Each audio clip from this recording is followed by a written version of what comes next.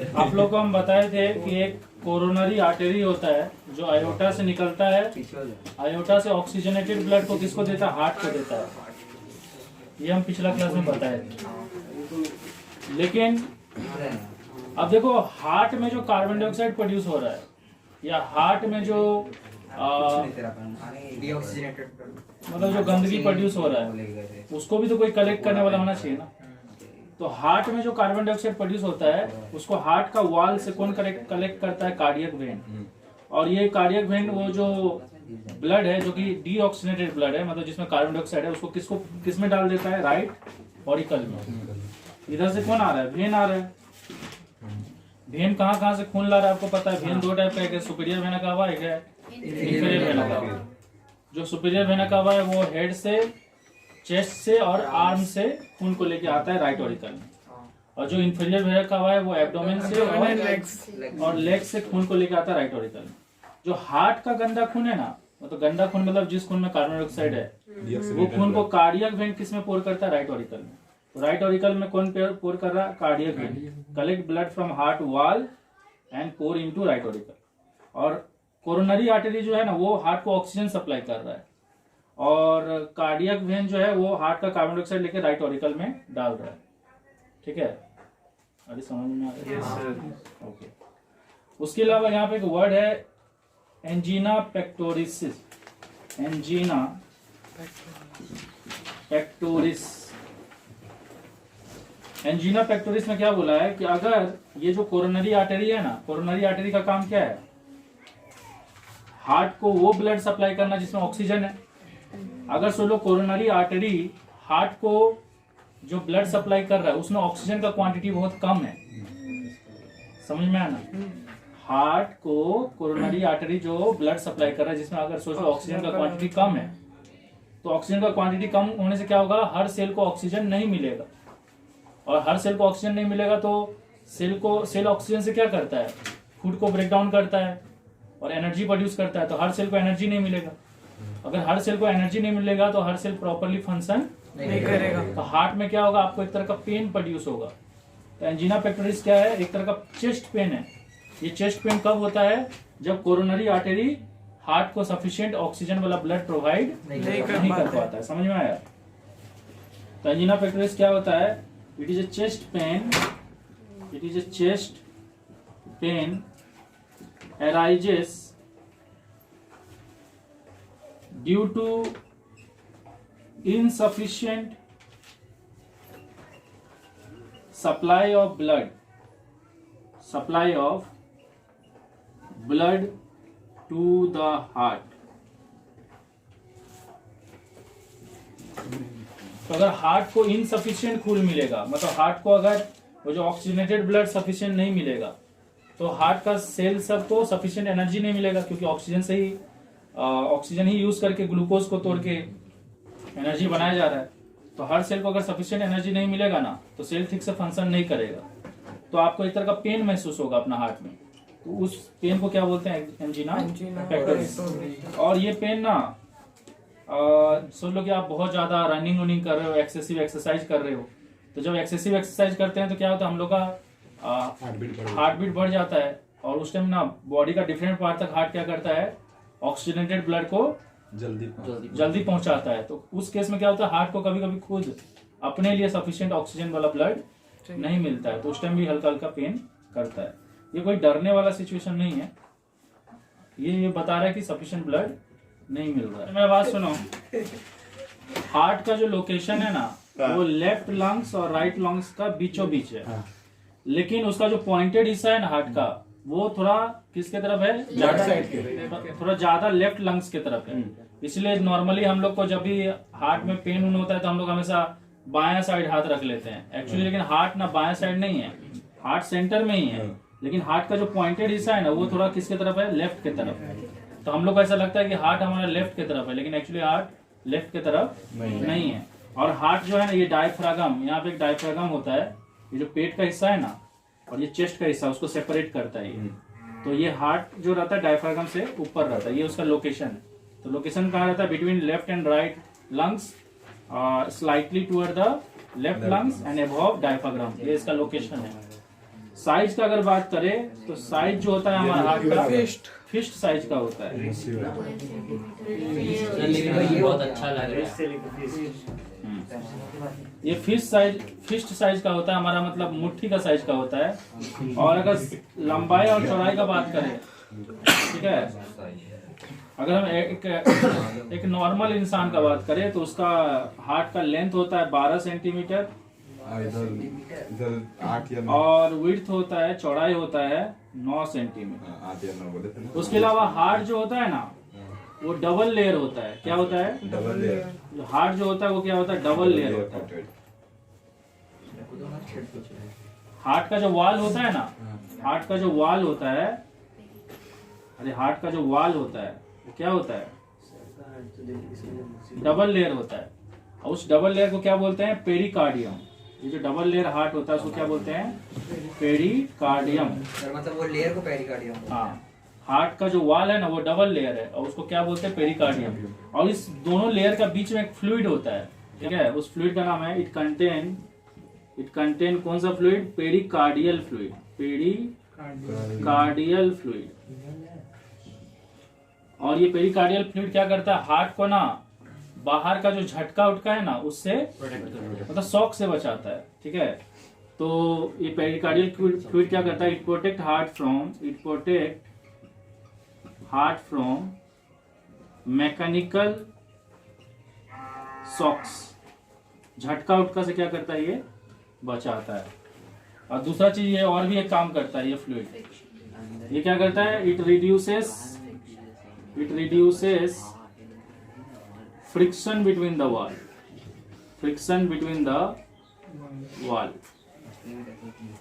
अरे हार्ट का double wall है ना, तो दोनों वॉल में क्या हो सकता है? फ्रिक्शन हो सकता है। तो फ्रिक्शन को कम कौन करता है? Pericardial fluid. मतलब एक तरह का क्या चीज का काम करता है? ल्यूब्रिकेशन क्या करता है? चीजों को स्लिपरी बना देता है। अगर सोच लो कि ये पेरिकार्डियल फ्लूइड सूख जाए तो दोनों वॉल में फ्रिक्शन होगा, उससे वॉल घसा घसा के डैमेज हो जाएगा। अरे कुछ समझ रहे हो? हाँ, साइनोवियल पढ़ा रहे वीडियो। अच्छा मैं बात सुनो। देखो भेन का काम क्या है? भेन का काम है खून को रिसीव करके कहां तक लाना? हार्ट में लाना। तो जो चीज खून को रिसीव करेगा वो क्या करेगा? ज्यादा से ज्यादा खून को रिसीव करेगा कि नहीं? क्योंकि ज्यादा से ज्यादा खून को क्यों रिसीव करना जरूरी है? क्योंकि हार्ट का बॉडी में डिफरेंट जगह पे ऑक्सीजन का नीड है। तो उस ऑक्सीजन का नीड को फुलफिल करने के लिए हार्ट को क्या करना पड़ेगा? ज्यादा से ज्यादा खून को रिसीव करना पड़ेगा। उसके अलावा बॉडी में हर जगह क्या प्रोड्यूस हो रहा है? कार्बन डाइऑक्साइड प्रोड्यूस कर रहा है। तो वो कार्बन डाइऑक्साइड हमारे बॉडी के लिए क्या है? हार्मफुल है। तो उसको भी हार्ट क्या करेगा? जल्दी जल्दी रिसीव करके उस कार्बन डाइऑक्साइड को जल्दी जल्दी लंग्स तक पहुंचा देगा। और इधर से ज्यादा से ज्यादा ऑक्सीजन वाला ब्लड को रिसीव करके बॉडी का डिफरेंट पार्ट तक पहुंचा देगा। तो ज्यादा खून को रिसीव करने के लिए भेन का जो एरिया होता है ना, ये जो एरिया ऑफ क्रॉस सेक्शन होता है वो ज्यादा होता है, ठीक है। क्या होता है? ज्यादा। तो भेन का एरिया ऑफ क्रॉस सेक्शन क्या होता है? वाइडर होता है। तो इसको बोलते हैं ल्यूमेन। ये जो होल है ना इसको ल्यूमेन बोलते हैं। तो इसका क्या होता है? वाइडर ल्यूमेन होता है। और देखो ज्यादा से ज्यादा खून को रिसीव करने के लिए इसका वाल को भी क्या होना पड़ेगा? पतला होना पड़ेगा, ताकि ये और फैल सके। ये जितना ज्यादा फैलेगा क्या होगा? ज्यादा से ज्यादा खून आएगा। समझ में आया कि नहीं? तो इसका जो ये जो होल है ना जिससे खून आता है वो वाइडर होता है, ताकि ज्यादा से ज्यादा खून आ सके। और ज्यादा से ज्यादा खून आने के लिए इसको ये अच्छा से फैलना चाहिए। अच्छा से फैलने के लिए इसका वाल क्या होना चाहिए? पतला। अगर वाल मोटा रहेगा तो ये फैल पाएगा क्या? नहीं फैल पाएगा। तो इसका जो वाल है ना, भेन का जो वाल होता है वो क्या होता है? थिन होता है। ये आपको समझ में आ रहा है? तो इसका जो ल्यूमेन है, ये जो होल है वो वाइडर होता है और वाल क्या होता है? थिन। अब बाकी ये तो समझ में आ गया कि भेन वो चीज है जो कि खून को हार्ट तक लाता है। अब बात करें आर्टरी का। आर्टरी में आता है एयोर्टा और पल्मोनरी आर्टरी। ये दोनों का काम है खून को पंप करना। पल्मोनरी आर्टरी खून को पंप करके कहाँ पहुंचाता है? मतलब ये वो पाइप है जिससे हार्ट खून को पंप करता है। कहाँ तक? लंग्स तक। और ये वो पाइप है जिससे हार्ट खून को पंप करता है कहाँ तक? बॉडी तक। समझ में आ रहा है? तो कोई चीज को पंप करने के लिए प्रेशर ज्यादा होना चाहिए। और हम लोग जानते हैं प्रेशर इज इक्वल टू होता है फोर्स बाय एरिया। एरिया जितना कम होगा प्रेशर उतना ज्यादा होगा। तो इसीलिए ना जो आर्टरी होता है, जो आर्टरी होता है ना, उसका जो ल्यूमेन होता है, मतलब उसका जो होल होता है वो क्या होता है, नैरो होता है, नैरो ल्यूमेन। नैरो ल्यूमेन क्यों होता है, क्योंकि एरिया ऑफ क्रॉस सेक्शन जब कम होगा तो प्रेशर क्या होगा, ज्यादा प्रेशर होगा, तो खून को ज्यादा प्रेशर में क्या कर सकता है, आगे भेज सकता है। हाँ वही, ये बात एक पॉइंट सही बोला कि ज्यादा प्रेशर होगा तो खून क्या होगा, ज्यादा स्पीड में जाएगा।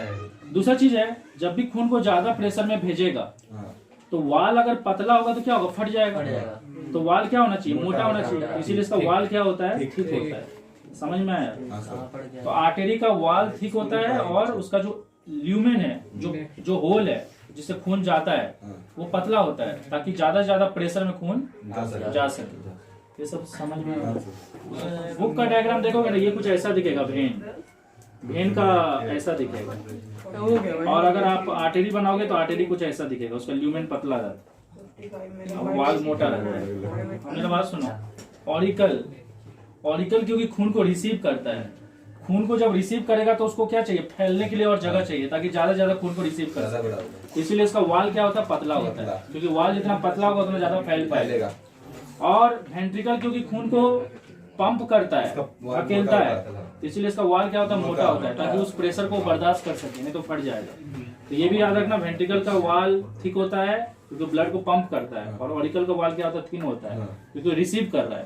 और एक बैलून का वाल जितना पतला होगा उतना ज्यादा ना हवा को रिसीव करेगा, और उसका वाल बहुत मोटा रहेगा, फूकेगा तो उसमें। अब तुम अगर साइकिल का, ये गाड़ी का टायर में अपना मुंह से हवा भरेगा, जाएगा क्या, क्योंकि उसका जो वाल है वो मोटा है, उसको तुम उतना, तेरा पास पावर नहीं है कि तुम उसमें हवा भर सके। तो युवराज को लाते बोलते ले मुंह मर जाएगा बीच में। The contraction and relaxation of atria and ventricles.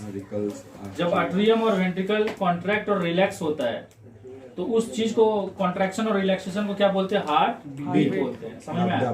तो हार्ट बीट मतलब हो गया कॉन्ट्रैक्शन रिलैक्सेशन, कॉन्ट्रैक्शन रिलैक्सेशन। अब देखो ये हार्ट बीट होने में ना टोटल कितना, एक हार्ट बीट होने में टोटल कितना टाइम लगता है, time taken to complete one heart beat. ये तो समझ में आ गया कि ऑरिकल और वेंट्रिकल जब कॉन्ट्रैक्ट और रिलैक्स होता है उसको हार्ट बीट बोला जाता है। बाकी अगर आप चाहो तो कॉन्ट्रैक्शन का ब्रैकेट में ये लिख लो, सिस्टोल डायस्टोल। वो क्या होता है सर? कॉन्ट्रैक्शन को सिस्टोल बोलते हैं और रिलैक्सेशन को दूसरा नाम है ना सर, साउंड लबदब होता है। तो कॉन्ट्रैक्शन और रिलैक्सेशन ऑफ ऑरिकल और वेंट्रिकल को जब होता है, ऑरिकल और वेंट्रिकल जब कॉन्ट्रैक्ट और रिलैक्स होता है तो उनका कॉन्ट्रैक्शन और रिलैक्सेशन मिलके एक हार्ट बीट बनाता है। एक कॉन्ट्रैक्शन और एक रिलैक्सेशन मिलके एक हार्ट बीट बनाता है। कॉन्ट्रैक्शन को सिस्टोल बोलते हैं और रिलैक्सेशन को डायस्टोल बोलते हैं।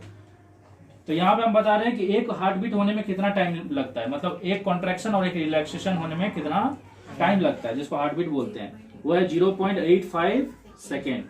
लेकिन ये 0.85 सेकेंड जो है ना, ये भी डिवाइडेड है। इसमें से कुछ टाइम ऑरिकल को सिस्टोल और इसमें से कुछ टाइम ऑरिकल को सिस्टोल और फिर डायस्टोल होने में लग रहा होगा। इसमें से कुछ टाइम वेंट्रिकल को सिस्टोल और डायस्टोल होने में लग रहा होगा। अरे क्योंकि हार्ट बीट क्या होता है, कॉन्ट्रैक्शन रिलैक्सेशन। तो कुछ टाइम ऑरिकल को कॉन्ट्रैक्ट और रिलैक्स होने में लग रहा होगा, कुछ टाइम वेंट्रिकल को भी क्या लग रहा होगा, कॉन्ट्रैक्ट और रिलैक्स। तो ये सारा टाइम मिला के क्या होता है, एक हार्ट बीट।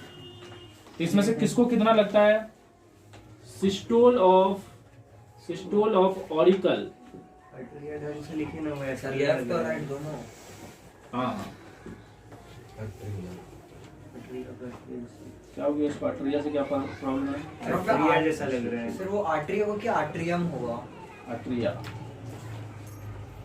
आर्ट्रियम भी बोल सकते हैं। सिस्टोल ऑफ ऑरिकल या आर्टरिया, या आर्टरिया का सिस्टोल होने में कितना टाइम लगता है, इसमें लग जाता है आपका 0.15 सेकेंड।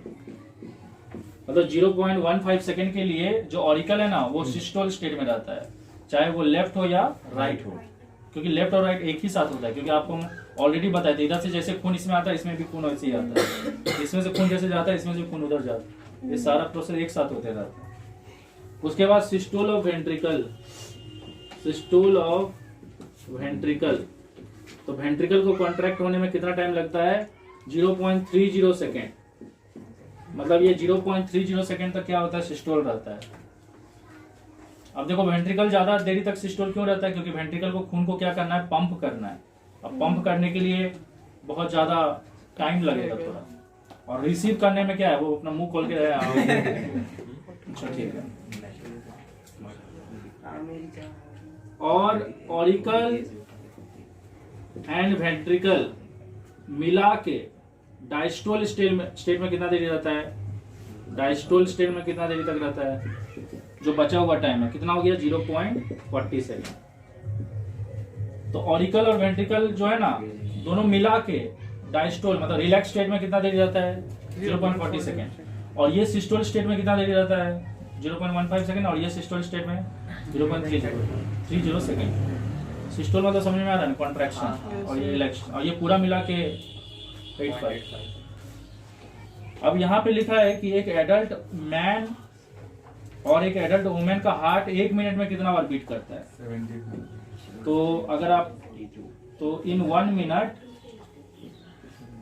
एक एडल्ट ह्यूमन बीइंग, एक एडल्ट ह्यूमन का हार्ट कितना बार बीट करता है? 72 बार बीट करता है। ठीक है। जिसमें से यहाँ लिखा है कि मैन का हार्ट जो है वो थोड़ा कम बीट करता है, और लेडीज लोग का, वोमेन का हार्ट थोड़ा ज्यादा बीट करता है। सिंपल सा लॉजिक है। इसका कारण है ये बॉडी का साइज। साइज जितना बड़ा होगा एक ऑर्गेनिज्म का, साइज जितना बड़ा होगा उसका हार्ट बीट क्या होगा? उतना कम होगा। उसका हार्ट बीट उतना कम होगा। समझ में आया? इनवर्स रिलेशन है। बहुत देखो, इसका पीछे बहुत सिंपल सा कारण है। जिसका साइज छोटा है, जिसका साइज छोटा है, जो ऑर्गेनिज्म छोटा हाइट का है, उसका बॉडी में क्या हो रहा है? खून को कम डिस्टेंस कवर करना है। मान लो एक ऑर्गेनिज्म इतना छोटा है, तो उसका हार्ट को खून इतना ही दूर ना पंप करना है। मतलब खून जाएगा और आ जाएगा, कम टाइम में आएगा और जाएगा। तो हार्ट क्या होगा? ज्यादा स्पीड चलेगा। लेकिन जो एक बड़ा साइज का ऑर्गेनिज्म होता है, उसको खून को दूर दूर तक पंप करना है, तो खून को जाने में और आने में क्या होगा? टाइम लगेगा। इसीलिए उसका हार्ट बीट क्या होता है? स्लो होता है। क्योंकि खून को पंप किया, खून जा रहा है। फिर जब खून आएगा तब वो रिलैक्स होगा। खून जब जा रहा है तो कॉन्ट्रैक्ट हुआ है, फिर खून आएगा तब वो रिलैक्स होगा। तो ये बहुत लंबा टाइम लग रहा है कि नहीं? इसलिए इन लोगों का हार्ट बीट क्या होता है? धीरे धीरे होता है। लेकिन अगर कोई ऑर्गेनिज्म छोटा है, जैसे सोच लो कि एक ऑर्गेनिज्म छोटा है, उसका खून गया और तुरंत फिर क्या होगा? आ जाएगा। तो जब जा रहा था तो कॉन्ट्रैक्ट में हार्ट कॉन्ट्रैक्ट हुआ था, और जब खून आएगा तो फिर क्या होगा? रिलैक्स होगा। तो कॉन्ट्रैक्ट रिलैक्स जल्दी जल्दी हो रहा है ना, क्योंकि खून को कम डिस्टेंस कवर करना है। अरे नहीं समझे? इसीलिए बोला है कि एक व्हेल का जो हार्ट बीट होता है वो 15 बार ही होता है 1 मिनट में, और एक स्पैरो जो होता है उसका हार्ट बीट होता है 800 से 900। अगर आप लंग्स के पास जाओगे तो वहाँ पे कैपिलरीज क्या कर रहा है? ऑक्सीजन को ले रहा है, और कार्बन डाइऑक्साइड को क्या कर रहा है? दे रहा है।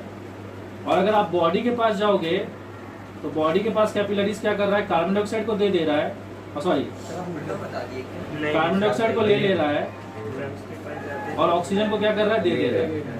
समझ में आ रहा है? तो यहाँ पे जो गैस का मूवमेंट हो रहा है, कहाँ से कहाँ हो रहा है? ब्लड में क्या है? कार्बन डाइऑक्साइड ज्यादा है, तो वो लंग्स को दे रहा है, क्योंकि लंग्स में कार्बन डाइऑक्साइड कम है। तो हाई कंसंट्रेशन से लो कंसंट्रेशन का जो मूवमेंट होता है उसको डिफ्यूजन बोलते हैं।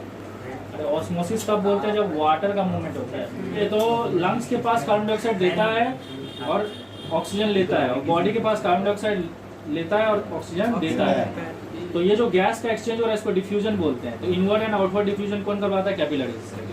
उसके अलावा है कैपिलरीज से क्या होता है? WBC बाहर निकलता है, स्क्वीज आउट होता है। आप लोगों को बताए थे ना कि प्लाज्मा और WBC कैपिलरीज से बाहर निकलता है। कौन सा प्रोसेस से निकलता है? डायपेडेसिस, ये बताए थे। तो it help WBC to squeeze out.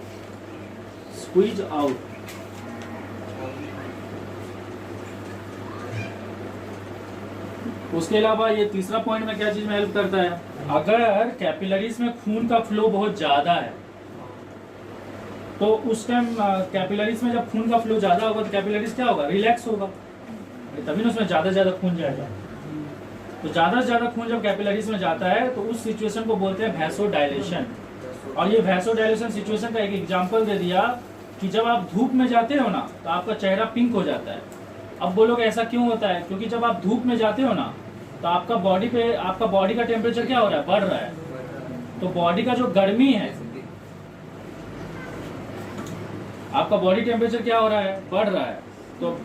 तो बॉडी क्या चाहेगा, अपना गर्मी को लूज करना, क्योंकि तुम धूप में जाएगा तो ऑलरेडी तुम्हारा बॉडी का एक टेम्परेचर है, प्लस बाहर का टेम्परेचर भी तुम्हारा बॉडी में ऐड हो रहा है। तो तुम्हारा बॉडी अपने आप को ठंडा करने के लिए क्या करेगा, बाहर में हीट को लॉस करेगा। और हीट को लॉस करने के लिए क्या करेगा, ज्यादा से ज्यादा खून किसके तरफ फ्लो करेगा, सरफेस के तरफ। सरफेस की तरफ मतलब मेरे स्किन के तरफ, समझ में आया कि नहीं। तो स्किन की तरफ अगर ज्यादा से ज्यादा खून फ्लो करेगा तो वहां पे जो स्वेट ग्लैंड होंगे वो क्या करेंगे, उस गर्मी को लेके स्वेट को सिक्रेट करेंगे। बॉडी का गर्मी को लेके स्वेट को क्या करेंगे, बॉडी से बाहर निकालेंगे। तो जब स्वेट होगा, स्वेट बॉडी का गर्मी को लेके बाहर निकलेगा तो आपका बॉडी टेम्परेचर क्या होगा, कम हो जाएगा। तो इसीलिए जब हम लोग धूप में जाते हैं तो हम लोग का जो स्किन की तरफ है ब्लड का सप्लाई क्या होता है, बढ़ता है, ताकि ज्यादा से ज्यादा स्वेटिंग हो सके और हमारा बॉडी टेम्परेचर दोबारा क्या हो जाए, नॉर्मल हो जाए। ये समझ में आ रहा है, क्योंकि ज्यादा से ज्यादा ब्लड फ्लो कर रहा है स्किन की तरफ, सरफेस की तरफ, इसीलिए वो सरफेस कैसा हो जाता है, पिंक हो जाता है खून के कारण। ठंडा के टाइम में क्या होता है, ठंडा के टाइम में आपका बॉडी का एक टेम्परेचर है और बाहर का टेम्परेचर आपका बॉडी का टेम्परेचर से कम है। तो अगर खून ज्यादा सरफेस की तरफ फ्लो होगा, मतलब आपके स्किन की तरफ, तो आपका बॉडी का सारा हीट लॉस हो जाएगा सराउंडिंग में और आपको ठंडा के कारण हाइपोथर्मिया हो जाएगा। समझ में आया कि नहीं। और आपका बॉडी कांपने लगेगा और उससे आप मर भी सकते हो। तो उस चीज से बचाने के लिए क्या होता है, उस टाइम सरफेस की तरफ खून का सप्लाई कम हो जाता है। जब खून का सप्लाई कम हो जाएगा तो उस सिचुएशन को क्या बोलते हैं, वैसो कंस्ट्रिक्शन। इसमें खून का सप्लाई बंद हो जाएगा, कैपिलरीज में। और क्योंकि सरफेस की तरफ खून का सप्लाई कम हो गया है तो इसीलिए उस टाइम हम लोग का स्किन कैसा दिखने लगता है, ब्लूइश दिखने लगता है। समझ में आया, ठंडा पड़ गया। अरे कुछ समझ में आया इसलिए फ्लो होने से स्वेटिंग कैसे होता है, वो तो गया। अरे देखो सीधा सा बात है, ये अगर मेरा स्किन है और यहाँ पे खून अगर ऐसे करके जा रहा है तो यहाँ पे जो स्वेट ग्लैंड होगा वो इस गर्मी को लेगा कि नहीं, खून के अंदर का गर्मी को, हाँ खून के अंदर का गर्मी को लेगा और फिर ये स्वेट बन के स्वेट को रिलीज करेगा। और ये स्वेट क्योंकि उसका गर्मी को लेके रिलीज हुआ है ना तो टेम्परेचर ड्रॉप नहीं होगा। आप लोगों को हम ऑलरेडी बता चुके हैं कि ब्लड वेसल जो होता है ना, एक ही ब्लड वेसल होता है पर अलग अलग लोकेशन पे उसका नाम अलग अलग हो जाता है। जब वो हार्ट में खून लाता है तब उसका नाम वेन हो जाता है और हार्ट से खून को ले जाता है तब उसका नाम आर्टरी हो जाता है। यही आर्टरी बाद में कैपिलरीज बनता है और फिर डिवाइड होके वो, यही आर्टरीज बाद में डिवाइड होके कैपिलरीज बनता है और कैपिलरीज दोबारा जुड़ के वेन बन जाता है। समझ में आया ना। तो उसी चीज को हम यहाँ पे बता रहे हैं, ये एक आर्टरी का ब्रांच है और ये आर्टरी का ब्रांच जहाँ पे जाके कैपिलरीज में डिवाइड हो जाता है उस ब्रांच को क्या बोलते हैं, आर्टरीओल्स। अब ठीक है, जो आर्टरी का ब्रांच कैपिलरीज में डिवाइड होता है, हर आर्टरी तो डिवाइड नहीं होता होगा कैपिलरीज में, तो जो आर्टरी का ब्रांच कैपिलरीज में डिवाइड होता है उस आर्टरी का ब्रांच को क्या बोलते हैं, आर्टरीओल्स। तो इसलिए इसका आंसर क्या, final branch of artery where it is split into capillaries. ये समझ में आया। अब ये कैपिलरीज आगे जाके क्या होता है ना, जुड़ता है। कितने कितने कैपिलरीज जुड़ते हैं 3-3 के नंबर में। तो ये 3-3 के नंबर में कैपिलरीज जुड़ के क्या बन जाता है, वेन्यूल। तो वेन्यूल वो हिस्सा है जहाँ पे कैपिलरीज क्या हो गया, रीयूनाइट हो गया, एक दूसरे के साथ मिलकर एक सिंगल ब्लड वेसल बन गया। समझ में आया ना। पहले आर्टरी था और आर्टरी का जो ब्रांच कैपिलरीज में डिवाइड हो जाता है उस ब्रांच को आर्टियोल बोलते हैं। और ये आर्टियोल क्या हो गया, डिवाइड होकर क्या बन चुका है, कैपिलरीज। ये कैपिलरीज दोबारा जुड़ के क्या बन गया, वेन्यूल। और ये वेन्यूल, बहुत सारे वेन्यूल आपस में जुड़ के क्या बन जाते हैं, वेन। ये समझ में आया। नेक्स्ट आते हैं लिम्फ के बारे में। देखो लिम्फ के बारे में मैं ऑलरेडी बहुत कुछ आप लोगों को बता चुका हूँ। जैसे कि मैं आप लोगों को स्टार्टिंग में ही बताया था कि ब्लड वेसल से जब टिश्यू फ्लूइड लीक हो जाता है जिसमें WBC और प्लाज्मा निकलता है, वही टिश्यू फ्लूइड जब लिम्फ वेसल में चले जाता है तो उसका नाम वहाँ पे लिम्फ हो जाता है। इसलिए मैं वो सब चीज़ में दोबारा नहीं जा रहा हूँ, बस आपको बता दे रहा हूँ कि लिम्फ का कॉम्पोजिशन क्या होता है। लिम्फ का कॉम्पोजिशन होता है, लिम्फ में 2 चीज़ है, प्लाज्मा है और WBC है। तो सेलुलर एलिमेंट में क्या आता है, WBC।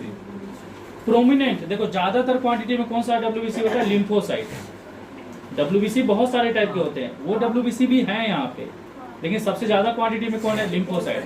क्योंकि लिम्फोसाइट वो डब्ल्यूबीसी होता है जो जम्स को क्या करता है? एनगल्फ करता है। सर एक ही बॉडी में बहुत सारा अलग अलग हाँ, कुछ डब्ल्यूबीसी एंटीबॉडीज प्रोड्यूस करते हैं, बताएं स्टार्टिंग में, कॉपी में लिखे होंगे। कुछ जम्स को डायरेक्ट एनगल्फ करते हैं। कुछ रेड एंड पार्ट। हाँ, उसके बाद प्लाज्मा में क्या क्या चीज है? 94% तो वाटर है, और बाकी सॉलिड मटेरियल क्या क्या? Protein, fat, carbohydrate, enzymes, antibodies. मतलब ये दोनों मिलके क्या बनाता है? लिम्फ बनाता है। लिम्फ एक फ्लूइड है।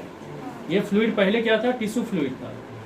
यही टिश्यू फ्लूइड जब लिम्फ वेसल में गया, लिम्फ वेसल कहाँ कहाँ पाया जाता है? टॉन्सिल में और स्प्लीन में। ये सब सारी चीज हम बता चुके हैं, इसलिए हम वो सब चीज पे और नहीं जा रहे हैं। छोट मोट का दोबारा एक कहानी। ओके, स्प्लीन के बारे में आते हैं। स्प्लीन के बारे में क्या बोला कि एक रेडिश ब्राउन ऑर्गन है ये। ओके, रेडिश ब्राउन ऑर्गन है। कहाँ लोकेटेड है? एब्डोमेन में है, मतलब आपका पेट का जो हिस्सा है ना, उधर ही है। कहाँ है? स्टोमक का पीछे। समझ में आया ना? ये आपका जो छाती का हिस्सा है उसको चेस्ट का हिस्सा हो गया। चेस्ट और ये पेट का हिस्सा हो गया एब्डोमेन। दोनों को सेपरेट कौन करता है? डायफ्राम। तो ये जो पेट का हिस्सा है ना, तो इसी में स्टोमक के पीछे है कौन? स्प्लीन। स्प्लीन का पोजीशन है स्टोमक के पीछे और लेफ्ट किडनी के ऊपर। लोकेशन कहाँ पे है? स्टोमक के पीछे किडनी के ऊपर। और ये जो पेट का हिस्सा है, इस पेट का हिस्सा में बहुत कुछ आता है। स्टोमक भी आता है और आपका स्मॉल इंटेस्टाइन, ये सब कुछ आता है। किडनी तो पेट के जस्ट पीछे है और लेफ्ट किडनी के ऊपर है कौन? स्प्लीन। और स्प्लीन क्या चीज का काम करता है? वो एक ब्लड रिजर्वॉयर है। वो क्या करता है ना, कुछ ब्लड स्टोर करके रखता है, ताकि अगर आपका बॉडी में किसी कारण से, सोच लो ब्लड का लॉस हो गया, मान लो कोई मेरा एक्सीडेंट हो गया, मेरा बॉडी से ब्लड का लॉस हो रहा है, तो उस लॉस को कॉम्पेंसेट करेगा? स्प्लीन करेगा। या सोच लो मुझे हेमोफ्रेज हो गया, इंटरनल ब्लीडिंग हो रहा है, तो उस इंटरनल ब्लीडिंग का लॉस को कौन कॉम्पेंसेट करेगा? स्प्लीन करेगा। इसीलिए इसको बोला ब्लड रिजर्वॉयर। उसके अलावा क्या करता है? ये लिम्फोसाइट भी प्रोड्यूस करता है। लिम्फोसाइट क्या एक तरह का डब्ल्यूबीसी है, जो जम्स को क्या करता है? खाता है। ये सारा चीज समझ में आया? इसको हार्ट को चलाने के लिए इम्पल्स चाहिए, इलेक्ट्रिकल इम्पल्स। तो इलेक्ट्रिकल इम्पल्स ब्रेन से आता होगा, स्पाइनल कॉर्ड से होते हुए आता होगा, और फाइनली वो इलेक्ट्रिकल इम्पल्स नर्व सेल से जाता होगा ना। तो हार्ट में भी तो कोई लोकेशन होगा ना, जहाँ पे वो नर्व सेल वो बिजली को पैदा करता होगा, इलेक्ट्रिकल इम्पल्स को, ताकि हार्ट क्या कर सके? बीट कर सके। तो नर्व सेल हार्ट में कहाँ पे एंटर करता है? जिस जगह पे एंटर करता है उस जगह का नाम दे दिया सैन या पेस मेकर। हार्ट में जहाँ पे नर्व सेल एंटर करता है, एक तार आके क्या हुआ है? घर में एंटर किया है, तो जहाँ पे एंटर किया है उस लोकेशन का नाम है सैन या पेस मेकर। सैन का फुल फॉर्म होता है साइनो आर्टरियल नोड।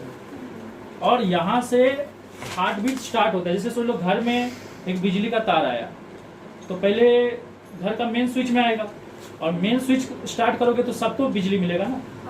तो बिजली का सप्लाई स्टार्ट कहाँ से हुआ? मेन स्विच से। उसी तरह से हार्ट को जो इम्पल्स चाहिए वो स्टार्ट कहाँ से हुआ? सैन से स्टार्ट हुआ। और सैन का लोकेशन कहाँ पे है? राइट ऑरिकल का वॉल में।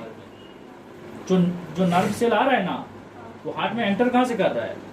वो राइट ऑरिकल का वॉल में एंटर कर रहा है। वो भी किस जगह पे एंटर कर रहा है? जहाँ पे सुपेरियर वेना कावा एंटर कर रहा है। सैन का लोकेशन पता चल गया, राइट ऑरिकल में है, राइट ऑरिकल का वॉल में है। किस जगह पे? जहाँ पे कौन एंटर कर रहा है? Superior vena cava. यहाँ से फर्दर जो नर्व सेल है ना, वो कहाँ जाता है? इस जगह पे जाता है। इस जगह का नाम क्या है? क्योंकि देखो ये जो बाउंड्री होता है ना, जो लेफ्ट हार्ट और राइट हार्ट को सेपरेट करता है, उस बाउंड्री को क्या बोलते हैं? सेप्टम बोलते हैं। ठीक है, सेप्टम वो चीज है जो लेफ्ट हार्ट और राइट हार्ट को सेपरेट कर रहा है।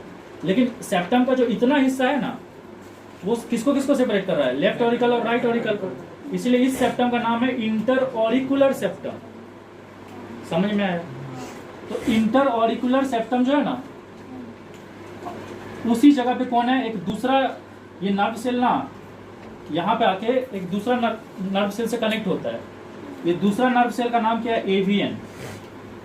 एवियन का मतलब हो गया अट्रियो वेंट्रिकल नोड। मतलब ये वो नोड है जो कि अट्रियम और वेंट्रिकल को कनेक्ट करेगा। अभी तक सप्लाई सिर्फ कहाँ पे था? ऑरिकल में। ऑरिकल से सप्लाई को किस में भेजना है? वेंट्रिकल में। तो वेंट्रिकल में सप्लाई जाने के लिए आगे तार होना चाहिए ना। ये एक जंक्शन हो गया जो पूरा ऑरिकल को सप्लाई दे रहा है। और यहाँ से एक तार जाके किसको मिल गया, एवियन को। एवियन क्या करेगा, वेंट्रिकल को सप्लाई देगा।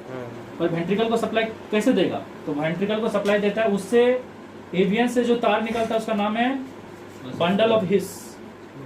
एवियन से जो तार निकलता है, एवियन से जो तार निकलता है उसका नाम क्या है, बंडल ऑफ हिस। देखो लिखा है मसल फाइबर एराइजेस, किससे एराइज हो रहा है, एवियन से। उसका नाम क्या है, बंडल ऑफ हिस में गया है, सेप्टम में गया है। इस सेप्टम का नाम क्या है, इंटरवेंट्रिकुलर सेप्टम। नहीं समझ में, समझ गए। अब इस सेप्टम में सप्लाई आ चुका है, इस सेप्टम से अब सप्लाई किसको जाएगा, वेंट्रिकल का वॉल में।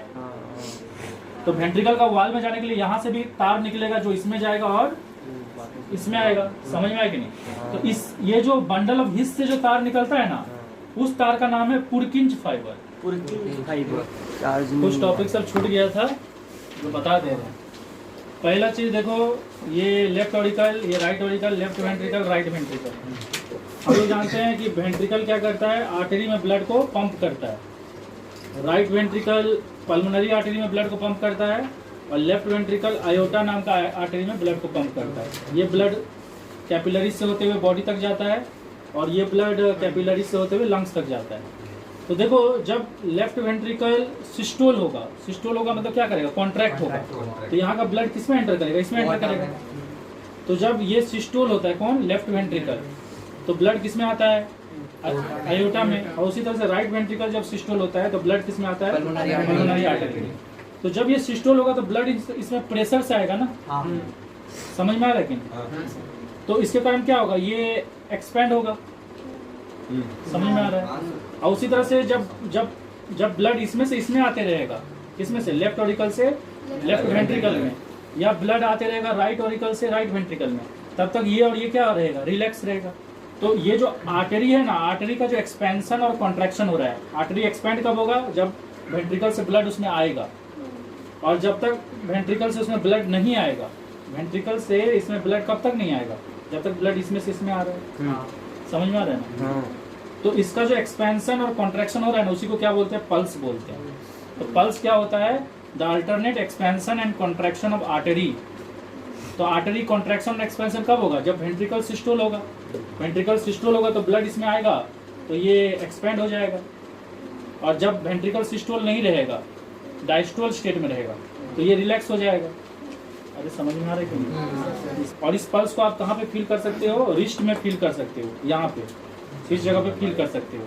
वो भी कौन सा हिस्सा में, जहाँ पे आपका थंब है, थंब वाला हिस्सा में अगर आप यहाँ टच करोगे तो आप अपना पल्स को क्या कर सकते हो, फील कर सकते हो। ठीक है, मेरे पास वेंट्रिकल से खून जब आर्टरी में जाएगा, चाहे लेफ्ट वेंट्रिकल से आयोटा में जाए या राइट वेंट्रिकल से पल्मोनरी आर्टरी में जाए, तो उस टाइम आर्टरी में ब्लड का प्रेशर बढ़ेगा कि नहीं? तो जब इसमें प्रेशर बढ़ता है उसका वैल्यू कितना होता है, 100 से लेके 140 mm ऑफ Hg, क्योंकि प्रेशर को mm ऑफ Hg में नापा जाता है। प्रेशर का एक यूनिट mm ऑफ Hg भी होता है। क्योंकि कौन सिस्टोल हो रहा है, वेंट्रिकल सिस्टोल हो रहा है, जिसके कारण खून का प्रेशर इसमें बढ़ जा रहा है। तो इसीलिए इसको सिस्टोलिक प्रेशर बोला जाता है। ये सिस्टोलिक प्रेशर वर्ड किसके पॉइंट ऑफ व्यू आया, वेंट्रिकल सिस्टोल। क्योंकि जब वेंट्रिकल सिस्टोल होगा मतलब वेंट्रिकल कॉन्ट्रैक्ट होगा तो खून को किसमें धक्का दे देगा, आयोटा में। तो इसमें प्रेशर क्या होगा, बढ़ जाएगा। तो वो प्रेशर कितना नापा गया है, 100, इसीलिए इसको सिस्टोलिक प्रेशर बोलते हैं। ओके, और यहाँ पे लिखा भी है ब्लड प्रेशर क्या होता है, pressure exerted by blood on the wall of artery, उसको क्या बोलते हैं, ब्लड प्रेशर। तो ब्लड के द्वारा आर्टरी पे जो प्रेशर पड़ रहा है, अब ब्लड के द्वारा आर्टरी पे कब प्रेशर पड़ेगा, जब वेंट्रिकल सिस्टोल होगा, मतलब वेंट्रिकल खून को धक्का देगा आर्टरी में। समझ में आ रहा है कि नहीं? और जब तक वेंट्रिकल आर्टरी में खून को धक्का नहीं देता है, वेंट्रिकल आर्टरी में खून को कब तक धक्का नहीं देगा, जब तक खून ऑरिकल से वेंट्रिकल में आ रहा है। अरे खून जब इसमें आएगा तभी ना उसमें धक्का देगा, खून तभी इसमें आ ही रहा है ना, तब तक ये रिलैक्स रहेगा। जब ये रिलैक्स रहता है ना, तब प्रेशर कितना नापा गया है, 60 to 80 mm। और जब खून इसमें से इसमें आ रहा है तब तक तो ये रिलैक्स स्टेट में है ना। अभी वेंट्रिकल कौन सा स्टेट में, डायस्टोल स्टेट में। तो जब ये वेंट्रिकल डायस्टोल स्टेट में रहेगा तो ये क्या करेगा, खून इसमें से इसमें आएगा। ये रिलैक्स है मतलब खून इसमें से इसमें आ रहा है। तो उस केस में इसमें प्रेशर पड़ेगा क्या, नहीं, कम प्रेशर पड़ेगा। तो कम प्रेशर कितना पड़ रहा है, 60 to 80 mm, क्योंकि इसमें अभी भी ब्लड है। इसमें से जो ब्लड इसमें आया था, जब इसमें से ब्लड इसमें आया तो सिस्टोलिक प्रेशर था, इसलिए प्रेशर ज़्यादा नापा गया, लेकिन अब खून इसमें ऑलरेडी आ चुका है। अब ये क्या कर रहा है, उधर वाला खून को रिसीव कर रहा है इसमें से इसमें, तो तब तक ये रिलैक्स स्टेट में है। उस टाइम प्रेशर कितना नापा गया, 60 to 80 mm। तो जब वेंट्रिकल डायस्टोल स्टेट में रहता है, मतलब जब वो ऑरिकल से वेंट्रिकल में खून आते रहता है, तब तक ये रिलैक्स रहता है, तो उस टाइम प्रेशर कितना होता है, 60 to 80। इसीलिए इसका नाम क्या है, डायस्टोलिक प्रेशर। हाइपरटेंशन क्या है, rise in blood pressure above 140/90। ये 140 किसको रिप्रेजेंट कर रहा है, सिस्टोलिक प्रेशर, और 90 किसको रिप्रेजेंट कर रहा है, डायस्टोलिक प्रेशर। तो ये दोनों प्रेशर अगर बढ़ जाए तो इसका मतलब आप किस स्टेट में हो, टेंशन में हो। तो टेंशन होने से क्या होता है, इसमें ब्लड का जो फ्लो का प्रेशर होना है वो ज़्यादा बढ़ जाता है। क्योंकि सीधा सा बात है, अगर हम टेंशन में हैं, एक गुस्सा होना भी एक टेंशन ही है। जब भी मेरे को गुस्सा आएगा तो मेरा ब्लड में जो भी शुगर है उसको सेल क्या करेगा, कंज्यूम करने लगेगा, और उसको तोड़ने के लिए ऑक्सीजन चाहिए। तो ऑक्सीजन को पंप कौन करेगा सेल तक, हार्ट। समझ में आ रहा है कि नहीं? तो ज़्यादा से ज़्यादा ऑक्सीजन को पंप करेगा ताकि सारा ऑक्सीजन कहाँ तक पहुँच सके, सेल तक। और वो ऑक्सीजन सेल के अंदर जा क्या करेगा, ग्लूकोज को तोड़ेगा और एनर्जी बहुत ज़्यादा प्रोड्यूस करेगा। तो जब आपको गुस्सा आता है तो क्या होता है, बहुत ज़्यादा एनर्जेटिक हो जाते हो। उस टाइम क्या करते हो, गुस्सा में दीवार पे मुक्का मार देते हो। अब बाद में जब हाथ फूल जाता है गुस्सा शांत होने के बाद, तो रियलाइज़ करते हो कि अरे क्यों मारे। यहाँ पे इसका मिनिमम रेंज कितना है, 60 to 80। जब हाइपर टेंशन हो जाता है तो 90 से ऊपर चले जाता है डायस्टोलिक। उसके अलावा देखो बैसोफिल क्या है ना, एक WBC है। तो जब भी हमारे बॉडी में कहीं सूजन होता है या दर्द होता है तो बैसोफिल नाम का WBC क्या करता है, वहाँ पे जाके एक केमिकल छोड़ता है जिसका नाम क्या है, हिस्टामाइन। ये हिस्टामाइन क्या करता है, उस सूजन से या दर्द से हम लोग को रिलीफ दिलवाता है। समझ में आया कि नहीं? उसके अलावा देखो, अगर किसी प्लाज्मा से, हम लोग जानते हैं ब्लड में दो पार्ट होता है, एक होता है सेलुलर एलिमेंट और एक होता है प्लाज्मा। अगर प्लाज्मा से अगर आप एक प्रोटीन को हटा दो, जिस प्रोटीन का नाम क्या है, फिब्रिनोजेन, और आपको पता होगा कि फिब्रिनोजेन क्या चीज़ में हेल्प करता है, क्लॉटिंग में। तो प्लाज्मा से अगर आप फिब्रिनोजेन नाम का प्रोटीन को हटा दोगे ना, तो जो चीज़ बचेगा ना उसके बाद उसको सेरम बोलते हैं। और ये सेरम क्या होता है, जैसे सोच लो कि एक हॉर्स में ना सांप का वेनम को इंजेक्ट कर दिए, तो उसका ब्लड में क्या होगा, उस वेनम के खिलाफ एंटीबॉडीज डेवलप होगा। अब उस हॉर्स का ब्लड को हम लोग कलेक्ट कर लेंगे, उससे जितना भी सेलुलर एलिमेंट है ना उसको हटा देंगे, जैसे RBC, WBC, प्लेटलेट्स हटा देंगे। फिर उसमें से हम लोग RBC, WBC, प्लेटलेट्स जब हटा दिए तो प्लाज्मा बचा। प्लाज्मा में से हम लोग क्या किए, फिब्रिनोजेन भी हटा दिए जो कि क्लॉटिंग करने के लिए रिस्पॉन्सिबल है, तो हम लोग उस चीज़ को भी हटा दिए। तो जो बचा हुआ चीज़ हुआ सेरम, वो सेरम को अगर सोच लो मुझे सांप काट लिया, समझ में आया ना, तो उस सेरम को अगर मैं अपने में इंजेक्ट कर दूं तो जो हॉर्स के बॉडी में एंटीबॉडीज बना था सांप के वेनम के खिलाफ, वो एंटीबॉडीज अभी भी उस सेरम में है। ये समझ में आ रहा है कि? तो वो एंटीबॉडीज मेरा बॉडी में जाके क्या करेगा, सांप का जहर को न्यूट्रलाइज कर देगा और मुझे मरने से बचा लेगा। तो कहीं ना कहीं इसमें हम लोग क्या कर रहे हैं ना, हॉर्स को टॉर्चर कर रहे हैं। जैसे कि वैक्सीनेशन भी वही प्रोसेस है। वैक्सीनेशन में क्या किया जाता है, जैसे कि अभी बीच में जब कोरोना आया था तो बोला गया था कि जो लोग इन्फेक्टेड हो चुके हैं उसके बॉडी के सेरम से उन लोगों का इलाज करो जो लोग अभी तक इन्फेक्टेड नहीं हुए हैं। तो उसमें क्या किया जा रहा था कि सोच लो कि हम इन्फेक्टेड हो चुके हैं, मान लो, तो मेरा ब्लड में एंटीबॉडीज डेवलप हो चुका है, किसके खिलाफ, कोविड के खिलाफ। तो मेरा ब्लड को लिया जाएगा, उसमें से RBC, WBC, प्लेटलेट्स पहले हटा दिया जाएगा, फिर बचेगा क्या, प्लाज्मा। प्लाज्मा से फिब्रिनोजेन भी हटा दिया जाएगा। अब क्या बचा, सेरम। वो सेरम में भी एंटीबॉडीज है, वो किसी उस पर्सन को दे दिया जाएगा जिसको अभी तक कोविड इफेक्ट नहीं किया है, तो उसके बॉडी में वो एंटीबॉडीज आ गया। तो फ्यूचर में अगर उसको कोविड अटैक करेगा तो एंटीबॉडीज क्या करेगा, कोविड का एंटीजन को न्यूट्रलाइज कर देगा, वो कोविड से बच जाएगा। अरे समझ रहे हो कि नहीं? सर जब लेफ्ट वेंट्रिकल से ब्लड जाएगा वो एओर्टा में, मतलब नहीं जाएगा अगर, तो वहाँ पे तो एओर्टा में प्रेशर तो जीरो होना चाहिए ना। प्रेशर जीरो क्यों होगा? अरे देखो मेरा बात सुनो, ब्लड ना इसमें से इसमें जैसे ही आएगा इसमें प्रेशर बढ़ जाएगा। अब ब्लड इसमें आ चुका है, ठीक है, यहाँ का भाल्व बंद हो जाएगा। जैसे भाल्व बंद होगा तो ब्लड अभी भी है ना, तो प्रेशर तो है ना। जब ब्लड आ रहा था तब प्रेशर ज्यादा था, अब जब ब्लड इसमें आ चुका और ये भाल्व बंद हो चुका है तो प्रेशर कम हो जाएगा।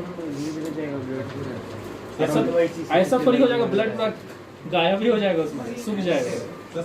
लीवर में जो ब्लड वेसल एंटर करता है उसमें से एक ब्लड वेसल है हेपाटिक आर्टरी, ठीक है, और दूसरा है हेपाटाइटिक पोर्टल वेन।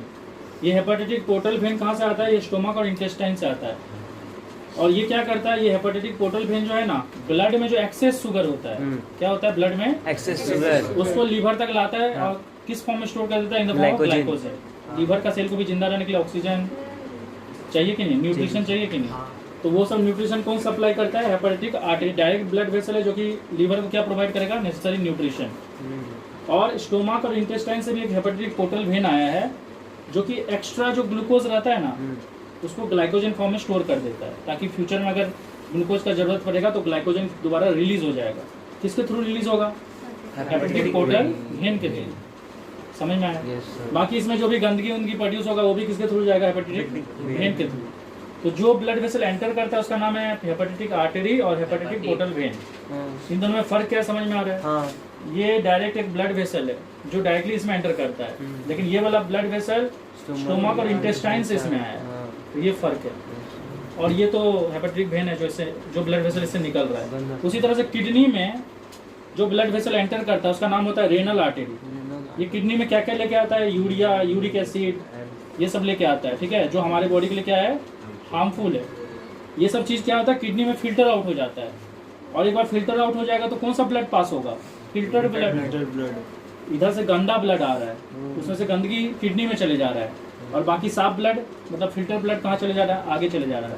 किसके थ्रू चले जा रहा है? Renal vein. ये समझ में आया?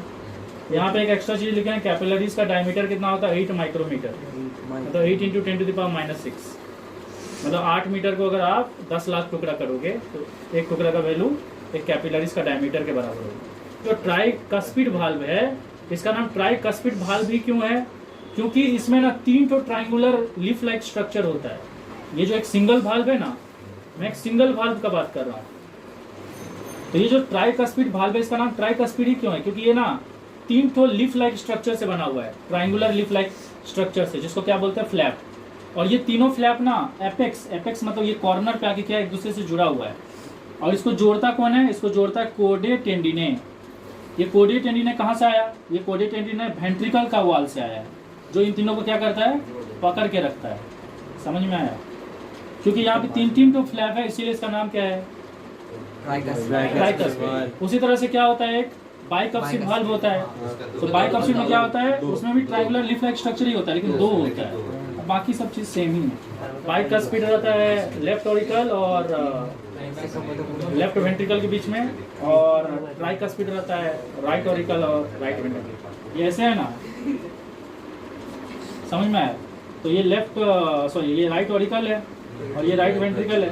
तो इधर एक तो ऐसे करके वाल्व रहता है, इधर भी एक वाल्व रहता है, दरवाजा रहता है। ये वाल्व भी ट्राइकस्पिड है और ये वाल्व भी ट्राइकस्पिड, मतलब ये पूरा ओवरऑल ट्राइकस्पिड वाल्व है। ये भी ट्राइकस्पिड है, ये भी ट्राइकस्पिड, लेकिन ये देखने से तो ऐसे सिंगल दिख रहा है ना, लेकिन ये एक्चुअली सिंगल नहीं है। ये अंदर में वो 3 लेयर में डिवाइडेड है, और ये तीनों लेयर को ऐसे पकड़ के कौन रखता है? यहाँ से वेंट्रिकल का वॉल से एक चीज निकलती है जिसका नाम यहाँ क्या है? कोडे टेंडिने। उसी तरह से इधर भी 3 तो होगा, उसको भी कौन पकड़ के रखता होगा? वेंट्रिकल का वॉल। किसके थ्रू पकड़ के रखता? कोडे टेंडिने।